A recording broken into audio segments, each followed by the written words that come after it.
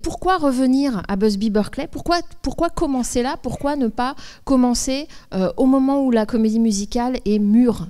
Et il y a tellement de classiques des années 40, 50. Pourquoi ne pas tout de suite aller dans la couleur, dans ce qui est une forme de plénitude de comédie musicale? Et pourquoi commencer avec Busby Berkeley, dont on connaît encore le nom, mais dont on ne voit plus tellement les films? Alors d'abord, ce serait une bonne raison de vous montrer un deuxième, pour ceux qui étaient là il y a quelques années, un deuxième Busby Berkeley, ce serait suffisant. Mais en réalité, c'est beaucoup plus profond sur ce que va devenir la comédie musicale et de quoi elle part.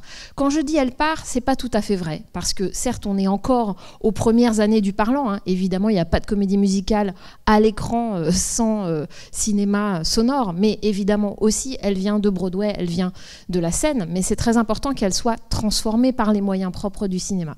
Donc, quand je dis que ces films du début des années 30 sont une sorte de début, en réalité, on est déjà à un moment où le public américain en a marre des comédies musicales dès la fin 1930. Donc, tous les films sont devenus standardisés parlants en 1929, et dès fin 1930, il y a des blagues qui courent comme quoi non, pas possible, pas encore une comédie musicale, et il y a même des bandes annonces qui disent ce film n'est pas une comédie musicale, venez le voir. Hein. Donc on est déjà à un moment de crise, c'est assez intéressant.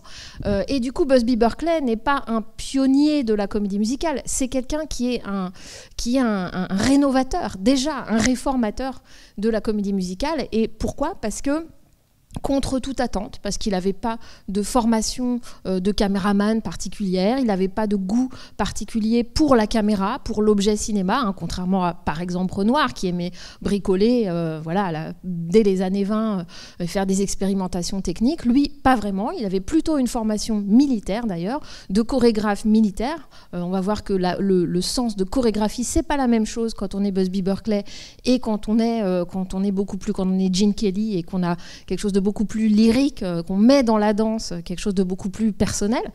Donc c'est pas non plus un chorégraphe génial. Mais alors pourquoi ramener Busby Berkeley qui ne signe même pas la plupart des films? C'est-à-dire qu'il n'est pas réalisateur de ce film-ci, par exemple, c'est Lloyd Bacon.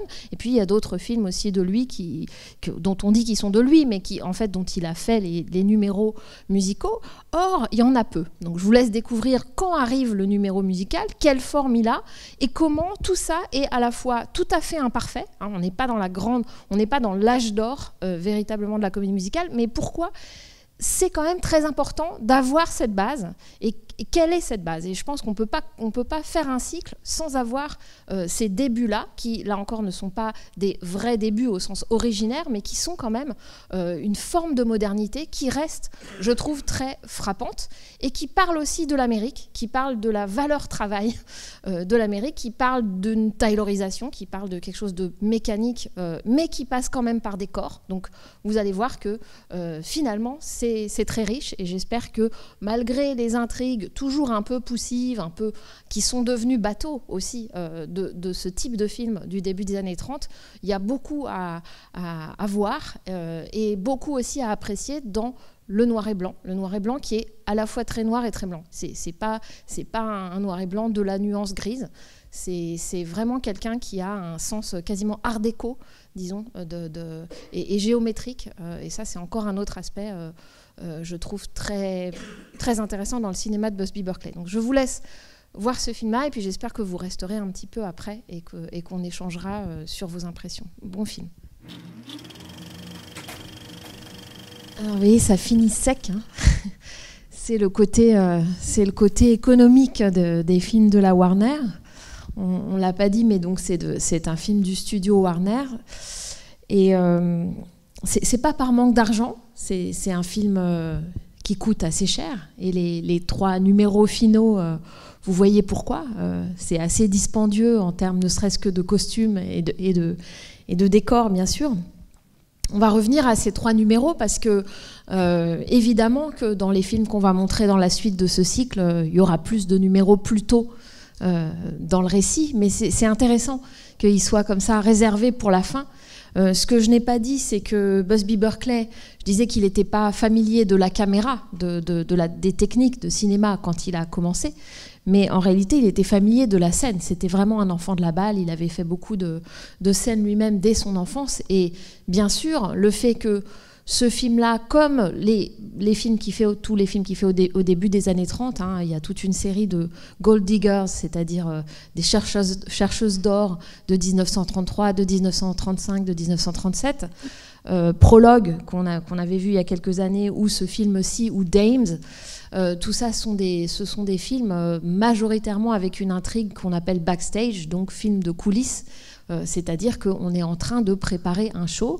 Et pourquoi ? Eh bien parce que, bien sûr, ces films viennent de Broadway et donc de la tradition de la revue, de la tradition des pièces aussi, où on prépare un spectacle. Ce qui est intéressant, il y en a beaucoup des films comme ça, et vous êtes habitués, si vous connaissez les films musicaux plus classiques, c'est-à-dire un peu plus tardifs, que ça devienne, cette intrigue du backstage, elle est restée dans la tradition de la comédie musicale plus tardive. Mais ce qui me semble particulier dans ces films-ci, de Busby Berkeley, c'est qu'on a quelque chose qui peut gêner, enfin ça fait plusieurs fois que je vois, mais ça me gêne de moins en moins à mesure que je le revois, c'est cette façon d'entrelacer ou de mal entrelacer, ça s'est laissé à votre appréciation, le côté couple, on pourrait dire l'intrigue amoureuse, voire les intrigues amoureuses dans celui-ci, mais disons qu'il y a le couple Ruby Keeler, Dick Powell, donc les jeunes premiers, on pourrait dire, on finit vraiment sur eux, et puis les autres intrigues secondaires, mais qui sont aussi des intrigues amoureuses, et puis autre chose qui est souvent perdue dans les comédies musicales suivantes et qui est, je dirais, une façon d'arriver à embrasser aussi la foule. Alors je dis la foule parce que c'est un film que vous avez peut-être vu de King Vidor, un film muet magnifique, parce qu'il y a quelque chose qui vient du muet dans ces films-là et qui ont à voir avec quand même une dimension politique de ce cinéma. Alors que l'intrigue paraît bébête ou alors complètement tournée sur la fabrication d'un spectacle. En réalité, dans la mise en scène même, souvent, vous vous souvenez, il y a des mouvements de caméra. Alors d'abord, bien sûr, il y a toutes ces scènes de répétition ensemble et elles sont vraiment, je trouve, savoureuses et il faudra attendre, même dans Tous en scène, je pense que ça n'a pas cette dimension tactile, enfin, de la réalité de la sueur, de la réalité des vêtements, de répétition, etc., de la réalité d'une espèce d'atmosphère de mauvaise humeur ou de bonne humeur dans une équipe et qu'il arrive à saisir. Et qui va être reprise beaucoup d'ailleurs dans des films alors plus tardifs que l'époque classique et qui sont ces films de, par exemple, comment ça s'appelle, Chorus Line par exemple, hein, Fame, enfin voilà, ces films où on a des écoles de danse, on a des auditions de danse où on est sélectionné ou pas sélectionné, etc.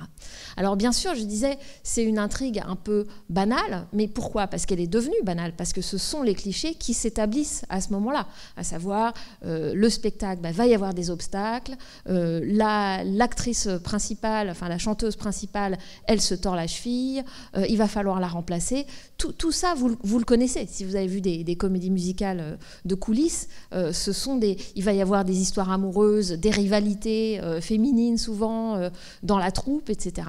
Sauf que justement, je trouve que là, c'est montré de manière quasi pure. C'est-à-dire que c'est assez sec. Tout y est, mais c'est pas non plus mécanique dans la façon dont les relations sont établies. Il y a, j'allais dire presque, et je pense que ça vient de la tradition Warner, hein, le studio Warner, jusqu'à un peu plus tard où il va devenir plus conservateur, il va se ranger du côté des autres studios hollywoodiens dans son idéologie, on pourrait dire, mais au début, il est caractérisé par des préoccupations sociales, de réalisme social, si on veut. Et d'autre part, ils sont très très bons, vous le savez, pour les films noirs, qui ont une dimension d'ailleurs sociale, même si elle est stylisée dans des films noirs et policiers. Et en fait, je me dis en voyant ce film-là, que d'une certaine façon, on retrouve un peu de tout ça. On retrouve un peu du réalisme social dans toute la première partie. Alors, je ne sais pas si ça vous a marqué, parce qu'après, il y a d'autres choses. L'intrigue amoureuse, les intrigues amoureuses durent un peu. On s'y intéresse ou on s'y intéresse pas, selon qu'on accroche ou pas aux acteurs et aux actrices. Il y a une dimension mélodramatique avec le jeu de Bette Daniels là, qui joue Dorothy, avec beaucoup de gros plans, ses grands yeux, etc. Et c'est quelqu'un qui vient du muet. Donc il y a une petite dimension de mélodrame là, mais donc on oublie le tout début. Et le tout début est assez violent, disons, et là encore très économique, très resserré, dans la façon dont il montre ce milieu et dans la façon dont il montre la dureté des rapports de ce milieu, à savoir donc toute l'intrigue, les premières scènes avec Dorothy et le financier, Abner, où c'est « Ah non, mais je veux faire quelque chose pour vous, mais en retour, vous ferez quelque chose pour moi », et où on a voilà, une définition de rapport prostitutionnel instauré obligatoire, on pourrait dire, parce qu'il y en a un qui a l'argent et l'autre qui doit continuer sa carrière, puisque c'est la star, on pourrait dire, elle a quoi, elle a 30 et quelques, hein, mais on voit bien que c'est la figure de la star qui est sur le départ, qui est au début, disons, qui est encore à sa gloire, mais qui va commencer à décliner, et qui, à la fin, il y a ce beau passage de relais, mais là encore, c'est devenu un cliché par la suite, bien sûr, dans les films, c'est-à-dire d'abord la rivalité, et puis ensuite, ça ouvre à une transmission.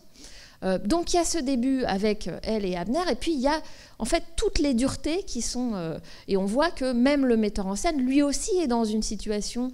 alors compliqué parce qu'il est malade, mais il exerce une forme de violence, et en même temps, lui, il y a une violence économique, on pourrait dire, qui est exercée sur lui. Et donc, tout le début, je trouve, est d'une dureté dans les rapports économiques, dans comment ça fonctionne, qui fait bien sûr aussi penser à Hollywood. Hein. On ne peut pas penser que le film est que sur quelque chose qui se passe à la scène. Il y a évidemment derrière le modèle hollywoodien, donc... Bon, c'est assez chargé, et je trouve que finalement on va retrouver ce qui s'apparente un tout petit peu à du cynisme, dans le sens où vraiment ces duretés-là, ce caractère prostitutionnel qui est aussi dans le rapport de Pat avec Dorothy, hein, quand il dit il y a un mot pour ce que je suis, il y a un mot pour quelqu'un qui vit, qui est entretenu par une femme. Alors il ne dit pas le mot, gigolo j'imagine, mais voilà, mais et bien sûr, pourquoi est-ce qu'on peut entendre tout ça empilé au début d'un film? Parce qu'on est à la période pré-code. Alors j'en ai un peu parlé ces dernières années. Qu'est-ce que c'est que le pré-code? Je rappelle qu'il y avait ce code très très fort d'autocensure des studios. Pourquoi? Parce que sinon, à chaque fois qu'un film sortait, il était... possible que dans chaque État, voire dans chaque ville, alors c'est encore à plus petite échelle, le film soit interdit, banni pour telle raison culturelle, par exemple dans le Sud, voilà, plus prude qu'ailleurs, etc. Donc, les studios hollywoodiens ne pouvaient pas se permettre d'investir autant dans des films si à chaque fois on leur mettait des bâtons dans les roues pour les sorties localement. Donc il y a cette idée, et qui arrange bien certains idéologues très ultra conservateurs, de faire un code d'autocensure des studios qui va être le code Hays, et qui va être écrit en 1929. Sauf que en fait, au début, il est mal appliqué. Il est quasiment pas appliqué. Et ça va être qu'en 1934 qu'il va être vraiment appliqué. Ce qui fait que dans la période justement du début du parlant, donc disons 33, on a presque, on pourrait dire c'est pas par provocation, mais on a une espèce de mouvement qui se libère et qui est d'une forme de réalisme social, mais aussi bien sûr dans le rapport à la représentation de la sexualité, qui est particulièrement crue. Voilà. Donc le pré-code, ce n'est pas seulement qu'on précède le moment du coup près où il va y avoir toute une liste d'interdits, de représentation, de rapports entre un noir et une blanche, de représenter bien sûr l'avortement, mais aussi l'accouchement, mais aussi le meurtre, mais aussi l'adultère. Voilà. Toute une série d'interdits dont on se dit que c'est, quand on les lit, mais c'est pas possible de faire du cinéma, mais dont en fait on sait très bien par la suite que s'est accommodé le classicisme par toutes sortes de techniques de suggestion et d'ellipse. Mais en tout cas, là, c'est pas ça. C'est-à-dire que c'est la période où on voit les choses, où on les entend, et on ne dit pas le mot gigolo, mais enfin, on utilise vraiment des périphrases très très proches de ça, et on montre des situations qui sont extrêmement... je trouve pas d'autres mots là, crues, violentes, dures, et voilà, et de manière quand même assez réaliste. Et ça, c'est quand même la marque de Warner, et tout ça dans ce film qui est une comédie musicale et qui, en apparence, ne montre qu'un petit milieu qui est celui de la scène. Et juste une petite, pour conclure sur ce développement dans l'idée qu'il y a dans ce film beaucoup d'autres films, d'une certaine façon. Il y a beaucoup de, non pas de genre, mais disons d'aspects de la moire du cinéma, à la fois social, à la fois même noir, d'une certaine façon, parce qu'il y a un rapport à la ville qui est là. Bien sûr, ça va être rassemblé dans le morceau final, le ballet, si on peut dire, final 42nd Street, puisque ça parle de New York, ça parle de la grande ville, et où, avec tous ces mouvements de caméra qui rentrent et qui sortent du building, vous voyez qu'il y a le petit film noir, il y a tout ça, il y a le film social, mais qui sont dans ce medley final, qui sont là aussi. Donc c'est aussi Hollywood, c'est aussi le studio Warner qui arrive dans un numéro à tout ramasser. Petite chose sur la traduction, quand elle chante des femmes des années 50, des jeunes filles des années 50 et des femmes plus mûres des années 80, évidemment c'est une erreur d'adaptation. Hein, c'est alors de 1933. Et alors, ce ne sont pas des femmes nées dans les années 1850 ou les années 1880, c'est les jeunes filles des rues 50, de la 50e et jusqu'à la 59e,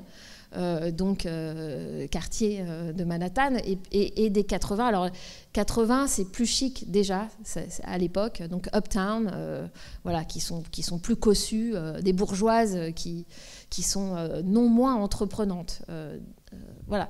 Donc, bon, ça c'est une petite erreur de traduction, mais on va sans doute revenir à ces numéros finaux parce qu'ils sont assez impressionnants. Mais déjà, moi, ce qui me frappe, c'est quand même ça, c'est-à-dire comme on arrive dans une forme qui est connue, la comédie musicale pourrait être artificielle, non réaliste, enfin tout ce qu'on veut, et ce qu'elle est, de fait, il y a un poids de réalité très fort, plus fort en tout cas au début des années 30 dans ce type de film que par la suite, me semble-t-il.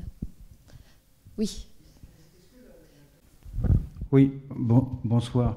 Est-ce qu'à l'époque, en 1933, la 42e rue était déjà une rue qui a été appelée dans les années 50-60 une sacrée rue à New York? Parce qu'on voit dans le ballet final même un meurtre. Ouais. Quand vous disiez le côté réaliste, on voit une fille qui se fait tuer par un amant. Ouais. Donc, est-ce que c'était déjà le cas, la 42e en 1933 ? Oui, je pense. C'est-à-dire que ce qui montre, c'est qu'elle est... elle est populaire, il se passe beaucoup de choses. C'est à la fois, ça va être le quartier des spectacles, mais en même temps, pas du tout chic. Et je pense que ça laisse aller rester jusque dans les années 80, début des années 80, fin des années 70. C'est plus tellement ça. Alors on pourrait dire, si vous y êtes allé, c'est vulgaire. Ça reste les néons, les choses des spectacles de rue, etc. Mais c'est complètement nettoyé par rapport à ça. Et non, je pense que c'était déjà plutôt ce que c'était jusque dans les années 70. Ouais. Mais c'est une célébration, bien sûr, de ça aussi, qui est, me semble-t-il, une célébration comme je disais, d'une idée du cinéma aussi, hein, selon Warner. Ou en tout cas, puisqu'on n'est pas vraiment dans un cinéma d'auteur. Mais est-ce qu'il y a d'autres remarques liées à ça? Pour faire une remarque au passage, je trouve ça hyper intéressant ce que tu as dit sur la manière de rendre compte finalement de la société, en fait, des problèmes de société, des rapports d'argent, en fait, finalement, et surtout des rapports de la manière dont l'argent va structurer les rapports en fait entre les gens. Et finalement, c'est aussi la question de la production, enfin, c'est-à-dire en gros, voilà, qui paye, qui travaille. Et, oui, sur le travail. Ce que je veux dire, c'est que voilà, et on a quand même, moi, ce qui me frappe, c'est l'exigence de performance en fait des corps, et ça rend en fait les numéros très très beaux et très tristes à la fois, parce que on voit un corps en fait qui est obligé d'être ultra performant, de pas se planter, sinon il perd son job, il perd l'argent. Au fond, c'est quand même assez horrible. C'est assez horrible. Alors, on va... Non, j'exagère, mais voilà. Avant d'en arriver au jugement idéologique, effectivement, c'est une valeur de l'Amérique qu'on voit. C'est-à-dire, c'est pour ça que se rejoue quelque chose de très américain, comme quand on voit un western ou autre, et qui est, et ça va se porter dans toutes les comédies musicales américaines après, et qui est effectivement le rapport corps-travail. Mais en réalité, dans la taylorisation, parce que c'est de ça qu'il s'agit à cette époque, c'est-à-dire au début des années 20 plus exactement, et vous allez, bien sûr, vous connaissez les temps modernes de Chaplin qui date, si je ne me trompe, de 1936, qui va thématiser ça, qui va le montrer de manière beaucoup plus directe. Mais ce rapport... disons, l'exploitation des corps par le travail, la mécanisation du travail, le fait qu'on ne produit pas quelque chose comme un artisan qui serait un objet à soi et qu'on pourrait vendre après, mais qu'on fait partie d'une chaîne, qu'on fait partie d'une machine et qu'on doit être performant parce que sinon tous les autres maillons, toute la machine peut se gripper. Effectivement, c'est le système du show. Voilà. Y compris le moment où, à la fin, le metteur en scène, d'une certaine façon, l'horrible metteur en scène, lui met le dernier coup de pression. C'est-à-dire que la pauvre fille, c'est son premier spectacle, elle est la doublure de la star, et en plus, il faut qu'au dernier moment, au moment où elle va rentrer en scène, lui dise on compte, on est 200 jobs dépendent de toi, et si tu pètes, tout le... Voilà, t'es le maillon... bon. Alors, oui, c'est horrible d'une certaine façon, mais si on le regarde d'une autre façon, c'est cette dimension politique du film qui, à mon avis, manque de certaines comédies musicales suivantes qui sont beaucoup plus autour du couple, et quelque chose de plus lyrique, du rapport personnel du danseur à son espace, à sa danse, à l'autre, etc., et qui sont une forme de collectif. Et c'est pas seulement être un seul maillon d'une machine, c'est quand même aussi, alors avec des guillemets peut-être, mais une forme de démocratie. C'est-à-dire que ces gens, ces corps, ces travailleurs et ces travailleuses, n'empêche qu'on les voit. On les voit faire leur travail. Et bien sûr, il y a une hiérarchie, il y a un chef qui leur gueule dessus, mais en même temps, ils font quand même ensemble œuvre. Et le chef sait très bien qu'il est aussi dépendant des gens qui travaillent pour lui. Donc, je trouve qu'il y a une double dimension. C'est pas seulement les corps qui sont exploités et qui doivent être des machines performantes, c'est plus subtil. Et comment passe aussi cette subtilité, et ça c'est l'autre énorme, je trouve, apport de Busby Berkeley, et singulièrement c'est présent dans ce film-ci, c'est que le corps... Alors, je disais qu'il avait été ordonnateur de chorégraphie militaire, et si vous connaissez un peu la chorégraphie, si vous avez goût pour la chorégraphie, vous voyez bien qu'elles ne sont pas difficiles, ces chorégraphies. Elles ne sont pas ornées, c'est pas la beauté de la danse, etc. Ce n'est pas le pas très bien fait qu'on peut avoir chez Fred Astaire, quasi contemporain, hein. C'est aussi les années 30. Ginger Rogers débute... Ici, vous allez la voir à la RKO, c'est pas dans le programme pour des questions de droit, mais on essaiera de montrer des extraits, mais elle va être en couple avec Fred Astaire. Là, elle joue le personnage de Anytime Annie, hein, là encore une allusion quand même très grivoise, parce que c'est pas seulement qu'on peut lui demander n'importe quand d'être dans un spectacle, c'est qu'on peut lui demander autre chose n'importe quand. Voilà, en même temps, on les voit, ces corps, on les voit. Il y a un collectif, mais on les voit, je trouve, un par un aussi. C'est-à-dire, c'est les deux. Et c'est ça que j'aime bien. C'est de même que dans l'arc narratif, dans la structure du film, il y a deux choses, comme je disais, c'est-à-dire il y a d'un côté l'amour, le couple, est-ce qu'ils finiront ensemble, est-ce que chacun trouvera sa chacune, etc.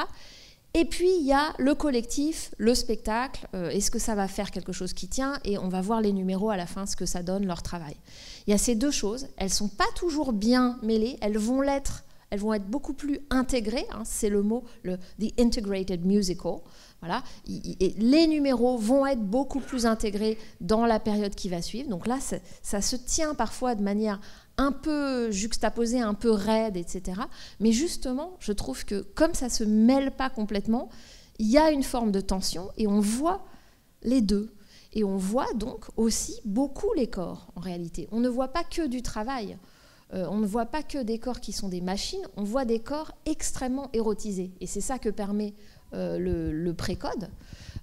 C'est-à-dire, elles ne sont pas complètement fondues dans la machine. Alors bien sûr, il y a les plans finaux. Il y a le plan qui est devenu la marque de fabrique de Busby Berkeley, c'est-à-dire ces plongées zénithales. Il est complètement au-dessus, de même que le metteur en scène et le maître absolu dans le spectacle. Ben lui, il est carrément au-dessus d'eux, littéralement avec sa caméra.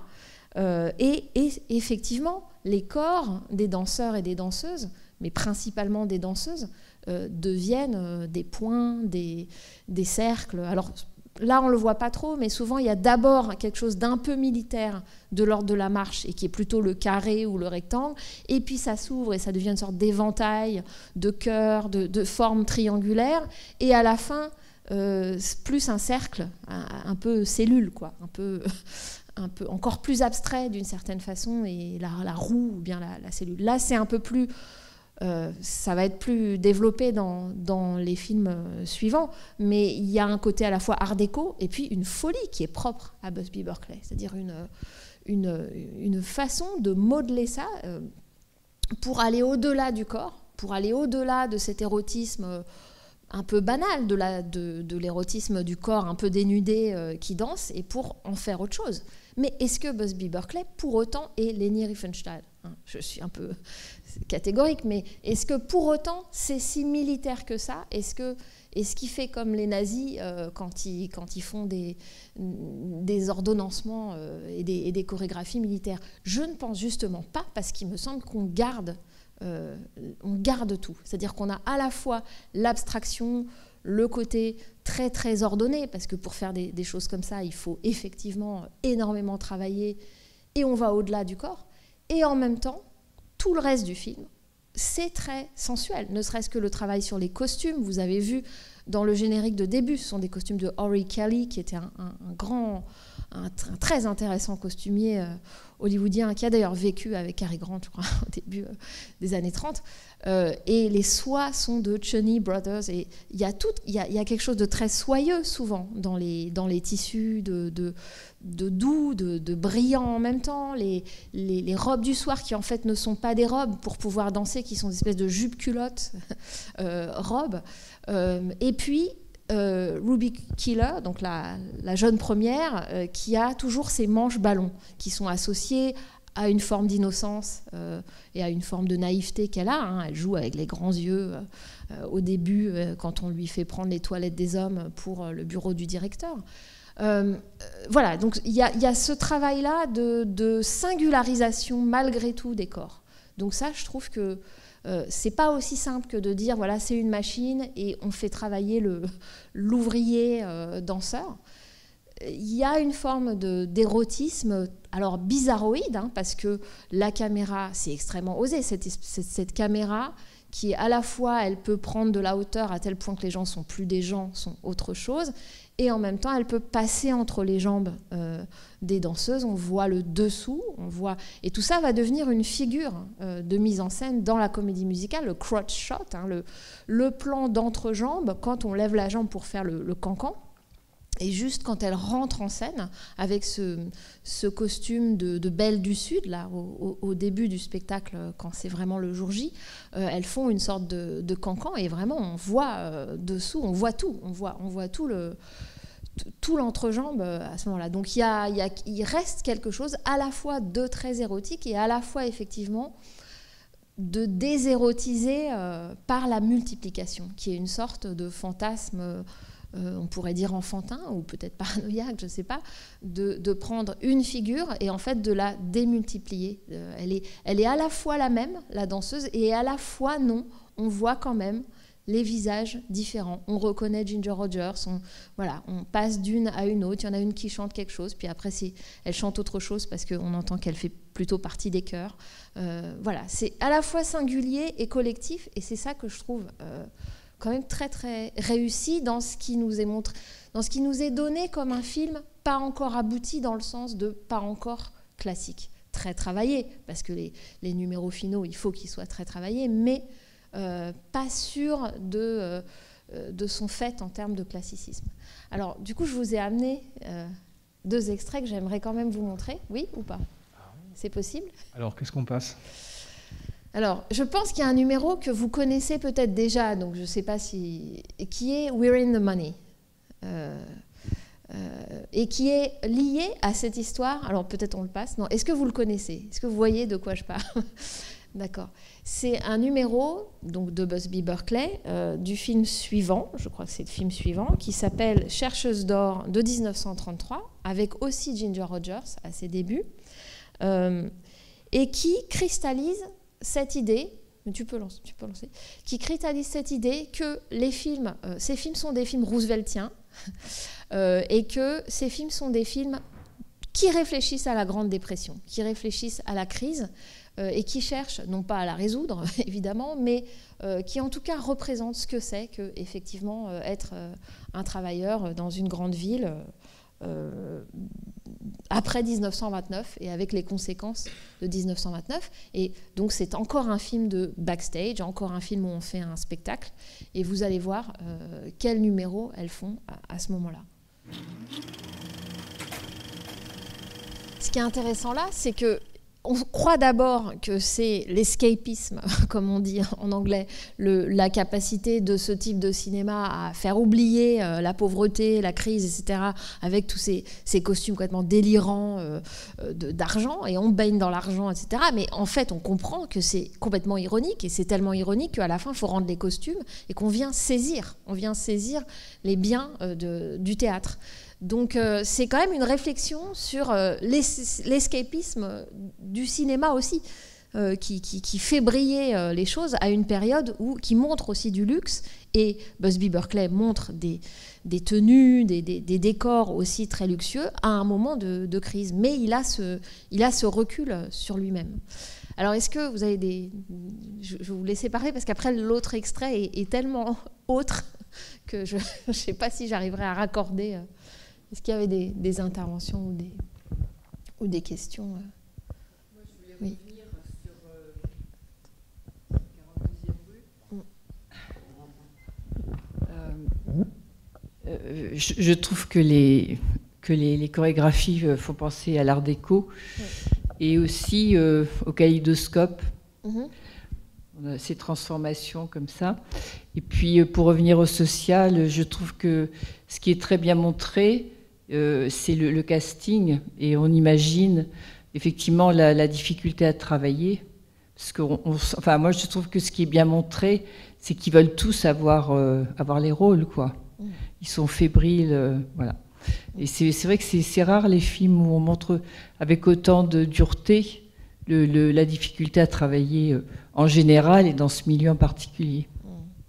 Mais ça a continué quand même de montrer ça. Oui. D'ailleurs, même La Fièvre du samedi soir va reprendre ce type de... C'est-à-dire des rapports de classe. On a vu... Alors, c'était quand Renoir. Ça y est, je m'y perds, il y a 2 ans. Ah oui, French Cancan. French Cancan. Oui, et French il Cancan. est clair que French Cancan, Renoir, alors c'est 53, il a vu les comédies musicales américaines. Il est devenu américain en 41. Il vivait aux États-Unis, donc il les a vues. Il les a vues, ces comédies musicales, et il intègre ça aussi. C'est-à-dire la fille qui croit qu'il faut coucher pour être sélectionnée. Il se trouve que dans son film, non, mais c'est un petit peu... et d'autre part, oui, ces rapports de classe et ce côté ouvrière. Et d'ailleurs, dans French Cancan, la fille qui est repérée pour être danseuse, elle est blanchisseuse. Enfin, elle est ouvrière de blanchisserie. Donc, oui, il y a tout à fait les rapports de classe qui vont être un peu gommés un peu quand même, je trouve, dans toute la... C'est pas l'affaire de Minelli, par exemple, mais qui est... Même si dans Gigi, vous allez voir qu'on retrouve un peu ça... toujours quand même cette idée que le corps féminin, il y a un côté maquignon dans tout ça. Et d'ailleurs, petite note, excusez-moi, ça n'a pas tout à fait rapport avec ça, mais la scène, parce qu'on a peu parlé des numéros eux-mêmes, et notamment donc celui Shuffling Off to Buffalo, le premier des grands numéros finaux, avec ce train qui s'ouvre là, cette ouverture du décor qui est assez extraordinaire. On aurait dû passer pendant le confinement Certains l'aiment chaud et de Billy Wilder, et qui est beaucoup plus tardif, qui date de la fin des années 50, mais vous aurez remarqué que c'est un film, je pense que vous le connaissez, c'est un chef-d'œuvre évidemment, mais qui se retourne vers la période des années 30. Il est situé dans les années 20 ou plutôt les années 20, la prohibition, la fin de la prohibition, mais qui repense à beaucoup de films qui sont des années 30. Voilà, c'est ça. L'esthétique, c'est plutôt c'est pas le cinéma muet, c'est le cinéma de gangster, le cinéma de la Warner. Et notamment, il me semble qu'il a gardé en tête ce numéro de Shuffling Off to Buffalo avec tout le jeu sur les couchettes, qui est extrêmement savoureux, puisqu'il y a cette scène avec Marilyn Monroe et Jack Lemmon où ils boivent de l'alcool dans une bouillotte, enfin bref, pendant le voyage en train dans les couchettes, avec tout un jeu avec les rideaux qui reproduisent, qui sont comme des surcadrages dans les films, hein, le cadre dans le cadre au cinéma, et qui sont des rideaux sur une scène où il y a déjà un grand rideau, et avec des petits jeux d'ouverture-fermeture, un peu comme un théâtre de marionnettes. Et voilà, il me semble que ça, il s'en est vraiment souvenu de ce numéro, parce qu'avec toutes les discussions des filles d'une couchette à l'autre, des commentaires, des ragots d'une couchette à l'autre, voilà, il a retenu ça. Donc c'est des films, ces films de Busby Berkeley, chorégraphiés par Busby Berkeley du début des années 30, qui ont marqué, qui sont restés, même si nous on les voit plus. D'autres, des cinéastes de générations suivantes, ou un peu plus vieux, entre deux générations, les ont bien en tête, me semble-t-il. Oui, puisque je voulais aussi revenir à propos de la danse et du milieu de la danse et du spectacle. Je trouve qu'on comprend, on est même nous-mêmes partagés, nous spectateurs, entre il faut réussir, il faut arriver à monter ce spectacle, quelles que soient les conditions. Et en même temps, on voit bien que c'est très... Enfin, il montre bien la difficulté, quoi. C'est vrai que quand on va voir un spectacle de danse, on a l'impression que bon, tout ça, c'est facile. On n'est pas dans les coulisses des préparations. Et là, je trouve qu'il a bien réussi à... Enfin, on est partagé entre soutenir celui qui est en haut et qui doit se battre pour que le spectacle arrive. Et puis on a envie aussi de soutenir ceux qui sont au bout de la chaîne, et puis c'est eux qui doivent tout donner finalement. Alors là, on est partagé entre le patron et l'ouvrier. Voilà, c'est ça. Mais c'est pas tout à fait ça, parce que il nous apparaît pas complètement comme un patron. Et c'est peut-être pour ça qu'il nous est montré comme malade, ce qui est complètement controuvé comme dans l'intrigue. On n'avait pas besoin qu'il soit en plus mourant. Mais peut-être que c'est pour ça qu'il est montré comme ça. C'est-à-dire que il y a toujours quelqu'un au-dessus. On n'est jamais vraiment le patron, même quand on gueule très fort et que on est effectivement le metteur en scène. C'est un metteur en scène aussi qui parle. Enfin, et puis Busby Berkeley, il était directeur de la danse, donc ce serait plutôt le moustachu Busby Berkeley dans l'histoire. Mais voilà, on est pas si, c'est pas tellement le patron et l'ouvrier. C'est pas tant que ça le patron et l'ouvrier, me semble-t-il. En revanche, il y a deux instances d'identification, on pourrait dire.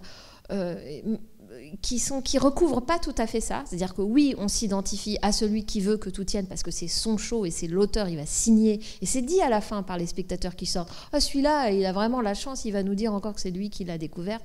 Il va prendre tout le crédit pour lui. Hein. Il va jouer les auteurs alors qu'au fond, c'est quelque chose de collectif. Mais ça, c'est mis dans le film. Donc c'est un hommage aussi au collectif qui est dans le film. Mais il y a une double identification qui recouvre pas tout à fait celle-là, me semble-t-il, et qui est s'identifier au personnage, j'allais dire psychologiquement, dans les histoires d'amour, l'homme, la femme, qui a raison, qui a tort de partir, de rester, de balancer son verre, de se prostituer plus ou moins ou pas, etc., de sortir avec le financier ou pas. Bon, tout ça, c'est-à-dire des identifications. Et puis il y a une autre un autre type d'identification qu'on a en même temps en tant que spectateur, et qui est celle du spectateur qui serait dans la salle en train de regarder un spectacle.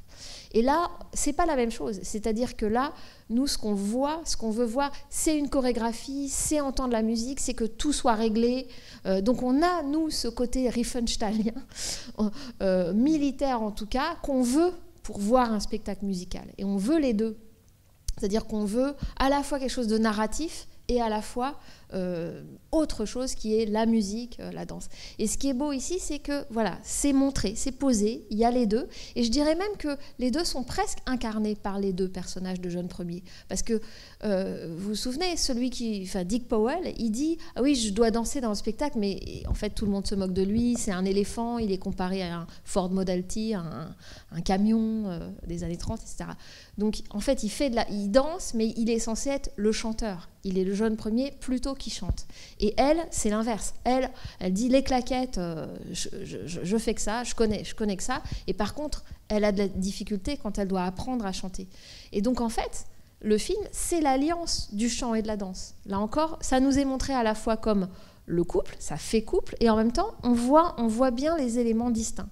Et c'est ça que j'aime bien. De même qu'on s'identifie de manière différente. Une comme spectateur de théâtre, on pourrait dire, enfin de stage en tout cas, de scène, et puis une autre comme spectateur de cinéma, voilà, qui se projette dans des personnages, et dans des psychologies, et dans des histoires d'amour. Et il y a les deux. Et c'est assez beau, assez limpide, cette clarté-là. Oui, puis nous, en tant que spectateurs de cinéma, on a besoin que le spectacle dans le film aboutisse, sinon on ne va pas le voir. Oui, c'est pour ça que c'est pas si mal, cette idée de le garder pour la fin. Alors que par la suite, souvent, on se dit « Oh là là, non, le public va s'impatienter, il a payé pour une comédie musicale, il faut que pendant qu'on prépare le spectacle, on voit des répétitions abouties. Sinon, ça va pas aller. Il faut qu'on voit une audition pleine, qu'on voit vraiment... » Et là, non, il tient jusqu'au bout. C'est assez étonnant. Ça, ce sera plus fait par la suite. Flashdance et tout ça, on les voit toujours danser assez tôt, même quand ils répètent tout seuls devant leur miroir, on a toute la musique en off, etc. Et petite note sur la danse elle-même, vous avez sans doute noté qu'il y a un faux raccord dans 42e rue, quand elle se met à faire des claquettes très sérieusement, quand elle a ses chaussures de claquettes, cette fois-ci non plus à très haut talon, mais beaucoup plus plates. En fait, il paraît que ce film est le dernier pour lequel on a enregistré les claquettes en son direct. Et là, moi, j'ai l'impression qu'elles sont en bois, alors que d'habitude, elles étaient en métal, et que c'était le métal aussi qui a posé problème, et que c'était trop fort, c'était trop dominant dans la prise de son. Et donc, par la suite, les claquettes vont être doublées, mais attention, les claquettes de Fred Astaire doublées par Fred Astaire lui-même. Donc il refait les pas exactement, lui, pour avoir le bon son des pas. Mais quand même, là, on l'entend très bien, c'est très différent. Le son qu'on entend quand il y a le plan sur l'enchaînement de claquettes, et puis ensuite on cut, et on a le raccord sur la fin de l'enchaînement, mais on ne voit plus ses pieds. Et on sent bien que c'est un petit peu hétérogène, mais justement, c'est une curiosité du film qui participe aussi du côté réaliste, concret, direct, qui va se perdre ensuite par la suite. Oui. Et justement, je crois qu'il y a les Oscars entre autres du meilleur son. Ah oui, alors ça, je ne sais jamais, les Oscars. Je crois qu'il a été nominé pour meilleur film, mais qu'il ne l'a pas eu. Ah bon. Alors, vous voyez. Ah, il l'a eu ? Ouais. Je sais qu'il a eu un grand succès. Ça, c'est... Oui. Ah, de toute façon, bien sûr, il fait partie de... toute la série des films Busby Berkeley là, sont conservés à la Bibliothèque du Congrès. À la Bibliothèque du Congrès, contrairement en France où il y a un dépôt légal, donc la Bibliothèque du Congrès, malgré tout, c'est une sélection de ce qu'on considère comme étant patrimoine nécessaire pour l'Amérique. Et effectivement, cette série de films en fait partie. Donc, que ce soit les films de Lloyd Bacon, de Busby Berkeley ou de Mervyn LeRoy, tous ces films qui sont chorégraphiés, en tout cas par Busby Berkeley. Alors, je vous ai amené juste un dernier... Alors, non, vous voulez allez-y, si vous avez des interventions, n'hésitez pas, parce qu'après, je sais... Oui ?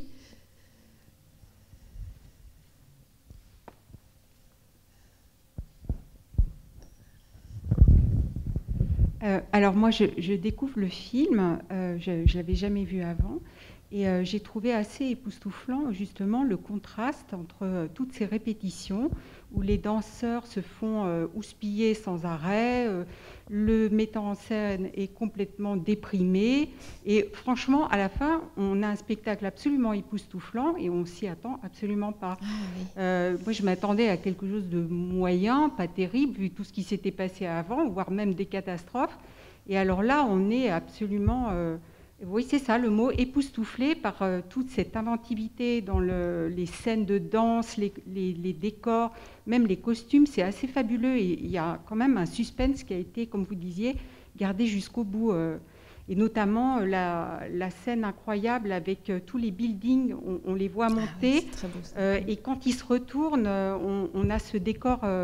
incroyable, enfin ça c'est très très bien fait, je trouve. Oui, c'est très beau ce moment où on les voit porter leur petit tableau noir de dos et on se dit tiens c'est un peu bizarre, il y a un côté, on ne sait pas encore tout à fait ce que c'est mais on commence à comprendre.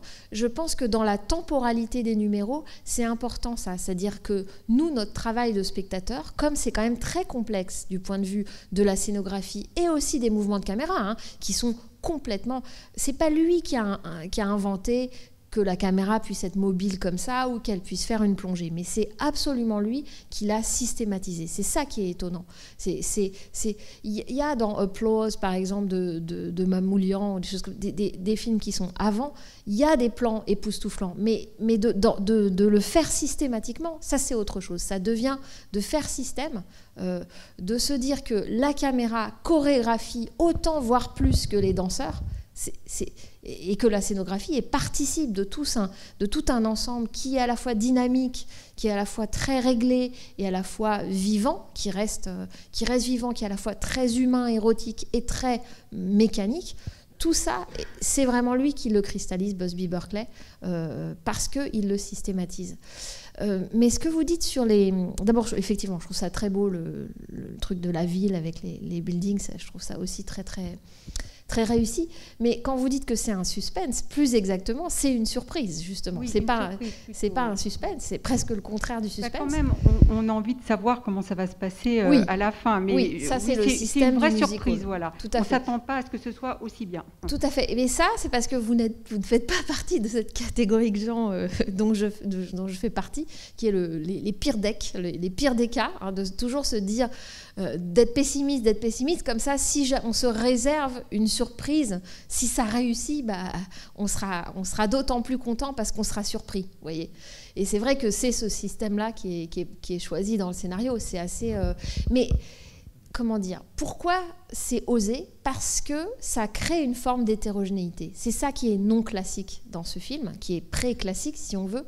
C'est que vous avez raison, ce qu'on voit, c'est d'abord de la sueur, c'est d'abord des numéros, des enchaînements qu'il faut apprendre, qu'il faut répéter plein de fois. Et voilà, c'est ingrat. Ce qu'on voit au début, à la fois, on aime bien voir les gens en short qui répètent, mais à la fois, c'est quand même, il y a une forme d'ingratitude, d'imperfection, le corps est trop lourd d'une certaine façon. Il y a quelque chose qui n'est pas... Et puis, une rupture, et là, une forme d'apothéose. Contrairement à quelque chose qui serait beaucoup plus intégré, qui va être où on va tout de suite donner du costume, on va tout de suite faire que Sid Charisse, quand elle lève la jambe, elle la lève pas là, elle la lève là. Donc elle est comme ça, Sid Charisse, elle va pas se retenir à sa première danse pour ne pas trop nous montrer qu'elle sait lever la jambe parce qu'elle est danseuse classique. Donc c'est une autre esthétique d'une certaine façon. Oui.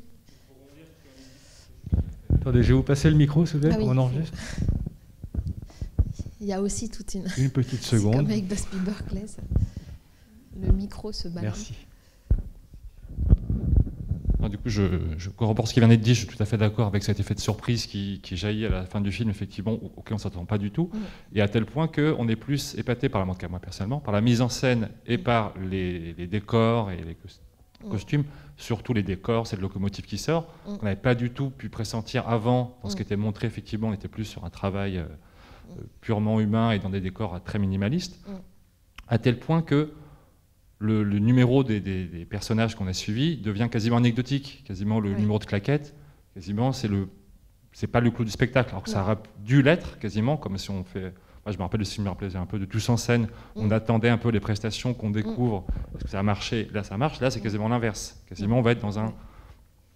C'est plutôt même le metteur en scène qui va quasiment vampiriser, le metteur en scène de cinéma et non pas de théâtre, qui va vampiriser cette scène finale en laissant quasiment ses comédiens de côté, pour montrer effectivement, c'est fabuleux effectivement, après on ne va pas revenir sur la... vous avez raison, au fond je pense qu'on peut dire, et il le fait dans plusieurs films, donc il ne tue pas le théâtre, puisqu'à chaque fois il ramène la scène. Si vous avez vu Prologue, le film suivant, donc on avait montré il y a quelques années, c'était aussi l'histoire d'un show, avec un show qui était un show de prologue, c'est-à-dire c'était des shows qu'on faisait, musicaux, avant la projection d'un film. C'est encore autre chose, parce qu'on sentait que, ok, le cinéma était en train de gagner, mais peut-être que la scène pouvait servir de première partie, comme on dit dans un spectacle.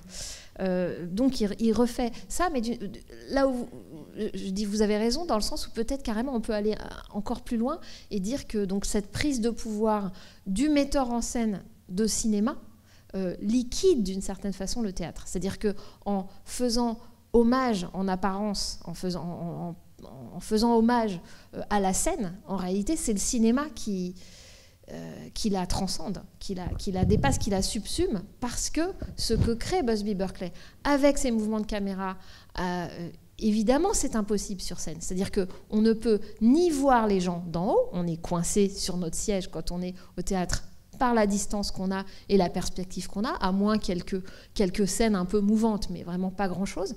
Donc il n'y a que le cinéma pour nous donner ça, et ça, Chantons sous la pluie l'a très bien compris dans son numéro central où c'est un hommage à Busby Berkeley. C'est-à-dire il y a certaines choses dans le domaine de la comédie musicale qui ne peuvent être faites qu'au cinéma. Parce que le cinéma, la caméra elle peut se rapprocher, s'éloigner, bouger. On a des gros plans, on peut passer entre les jambes. Évidemment, vous n'allez pas passer entre les jambes des danseurs quand vous êtes à Broadway. Donc, d'une certaine façon, ça brûle les ponts du théâtre. Vous voyez ce que je veux dire ? D'autant plus que le spectateur ne pourra jamais avoir le point de vue qui est donné, ne sera jamais sur le spectateur des points de vue zénithaux, comme effectivement des moments où on va rentrer dans ce qui sera purement un décor, on est vraiment dans le décor, on sort, on se promène, ce qui effectivement serait impossible si on était, nous, spectateurs de la pièce de théâtre. Donc ça, à la fois on pourrait dire que ça va plus loin que le spectacle, qui est le spectacle Ziegfeld, enfin le spectacle Cher, dénudé, etc., qui préexiste à Busby Berkeley, et que lui-même a fait aussi. On le prolonge, c'est encore plus érotique d'être plus près des corps, etc. Et en même temps, on voit bien que ce prolongement est aussi une forme de négation, et de dire, le cinéma vous offre quelque chose que le théâtre ne peut pas vous offrir.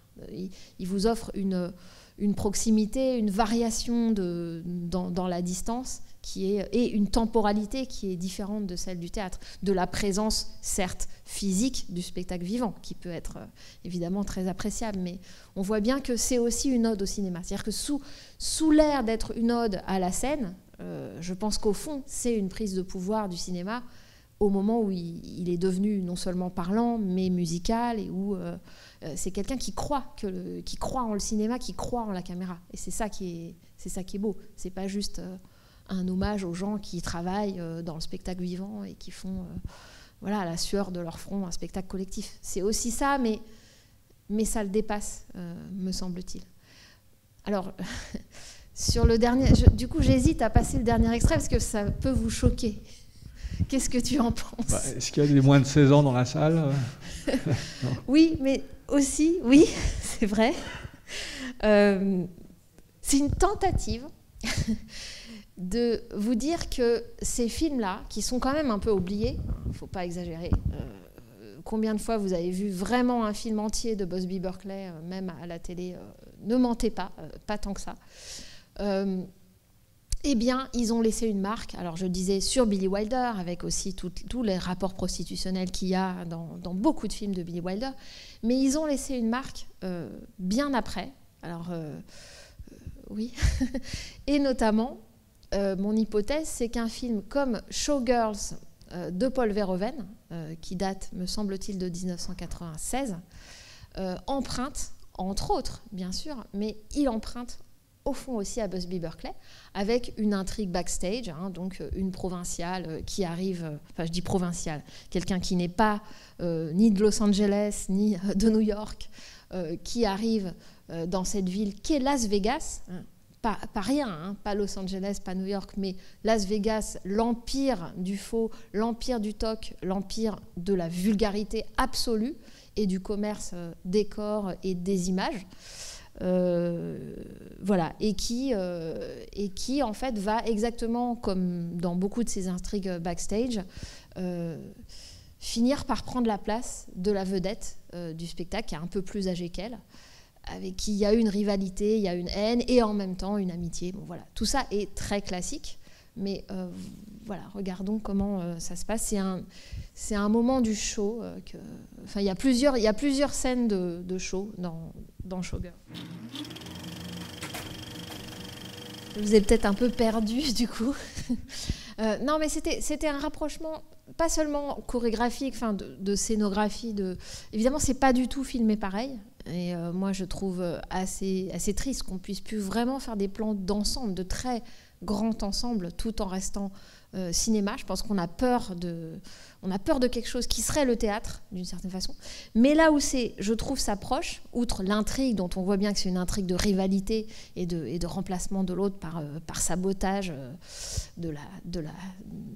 d'une des danseuses, ce qui me frappe, c'est justement le fait qu'une fois que la couleur est là, une fois que le code Hays, alors là on était avant le code, là on est bien après le code, mais ça se rejoint d'une certaine façon, c'est-à-dire montrer aussi une forme de vulgarité, de montrer la surface, montrer la peau, montrer la lumière qui se reflète toujours sur des matières extrêmement brillantes, extrêmement cheap, enfin d'une certaine façon, et en même temps très très lumineuses, qui reflètent énormément. Et je trouve qu'il y a quelque chose de proche des choix de Busby Berkeley d'une certaine façon. C'est-à-dire à la fois cette crudité et quelque chose de très physique dans les corps, qu'un corps qui danse, faut le soulever, qu'il a une épaisseur, qu'il a une... Voilà, on voit même la cellulite, enfin bon, c'est très... ça va... Et en même temps que...